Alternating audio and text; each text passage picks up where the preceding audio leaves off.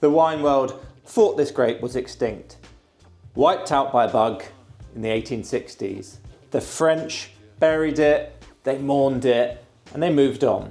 I'm on a bonkers mission to taste every grape variety in the world, and there are 10,000 of them. So normally a grape variety takes 60 seconds on my shorts, but sometimes a grape variety comes along where the story just needs a little bit more breathing space. And today we've got a grape variety that needs a longer explanation. This is Carmenere. In this video, we're going to discover where it went, how it survived for 150 years without anybody realizing, and then how in the 1990s, a clever Frenchman, they do exist, and a DNA test discovered it all. We're also going to deep dive into the region, the producer of this fantastic example, what to pair it with, and how it tastes, and how to describe it. So if that all sounds interesting, stick around. So Carmenere's origin story begins in Bordeaux. Now Bordeaux is a city and a wine growing region in the southwest of France, and it's probably, no, definitely the most famous wine region in the world. Bordeaux is never made from a single grape variety, and that includes the prestigious estates, so those expensive estates you might have heard of, Chateau Latour, Chateau Mouton, Chateau Haut-Brion, and these are the wines that you'll see on the TV show Succession, and they're knocking those back like it's an £8 bottle of Wolf Blass Shiraz. You don't hyper decant?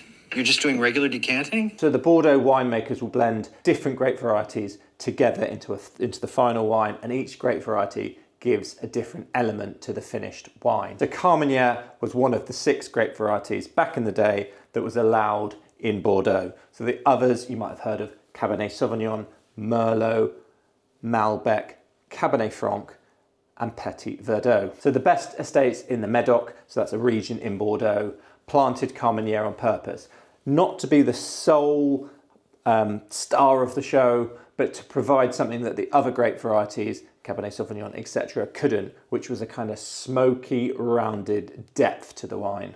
Then phylloxera arrived. What on earth is phylloxera? Phylloxera is a tiny insect pest that arrived into Europe from America. It feeds on the grapevine's roots, which slowly kills the plant.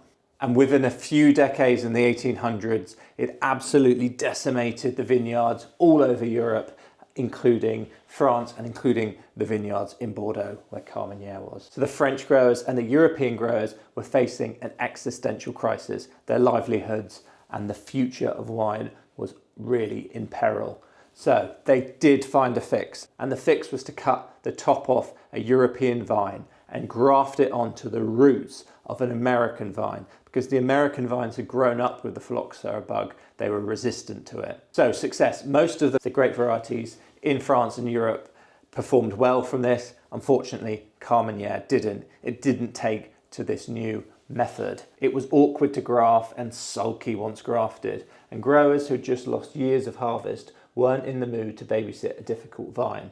So they pulled it all up and planted something else. By 1900, it all but disappeared, and to the locals and the French, it disappeared for good. Here's what no one knew. In the 1850s, before the phylloxera bug struck, some French had gone over with cuttings of Carmenere, taken it to Chile. The climate was good, the soils were good, and the land was cheap. Except the Chileans didn't know what they had. Their Merlot was actually a blend of real Merlot and then this fugitive Carmenere, and no one realised. In 1994, a French amylographer, which is basically a geezer that reads a grapevine's fingerprints, called Jean-Michel Bourskiot, visited Chile. He noticed something odd. The Merlot grapes ripen later than they should, the leaves look different, and the resulting flavour didn't quite fit. DNA testing confirmed it. It was actually the long-lost Carmenere grape. The grape that the French had written off as dead was alive, and it was producing wine by the millions of bottles, hiding under the wrong name in South America. Overnight, Chile had not only a new grape variety, but also a signature variety no one else could claim. Chile had over 8,000 hectares of Carmenere, more than anywhere else in the world. The fugitive had found a new home. So now on to today's example. So this is a really good wine from Di Martino, and it's from the Isla de Maipo. So it's warm and sheltered. So one side you have the tall Andes, and on the other side of the country you have the coastal range with long sunny days, which brings us to one of Carmenère's quirks. It is obsessed with sunshine. Give it enough and it's glorious. Skimp on it and you get something that tastes like liquidized jalapenos, which is not nice.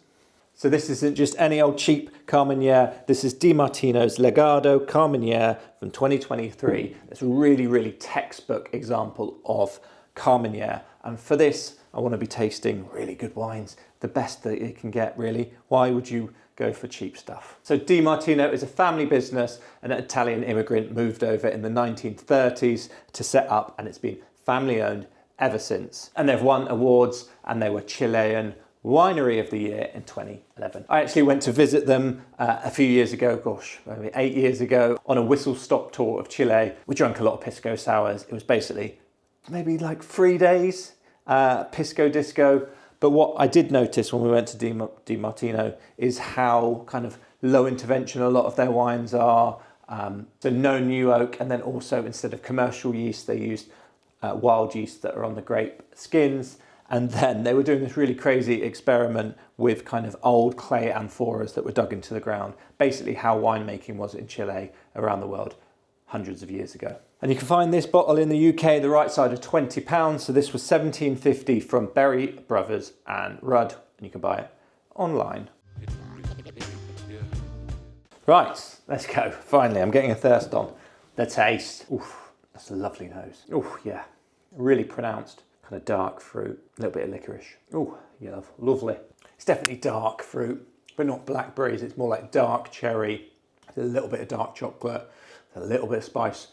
There's going to be a little bit of oak in there, a little bit of tobacco leaf, but it's all really pleasant, really silky tannins, a really, really delicious glass of wine. And then what I really identify is this textbook characteristic of Carmenère, which is that kind of green bell pepper, herbaceous green pepper that just kind of, it's just solidified in the wine. It's delicious. Food match, right. So what we've got going on here is that kind of dark fruit, silky, soft, supple tannins. It's quite velvety, it's quite easy to drink. And then you've got this kind of herbaceous green pepper character. So in your food, you're gonna wanna balance and contrast those flavors. So obviously you're not gonna have a salad, are we?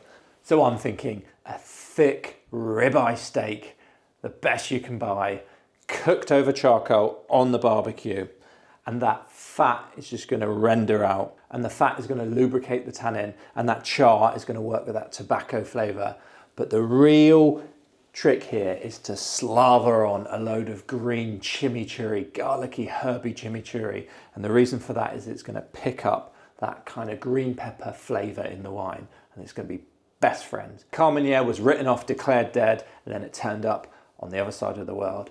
If you like Merlot but want something that's got more flavour and sophistication, then you should be looking at Carmenère. Wishka. Till next time.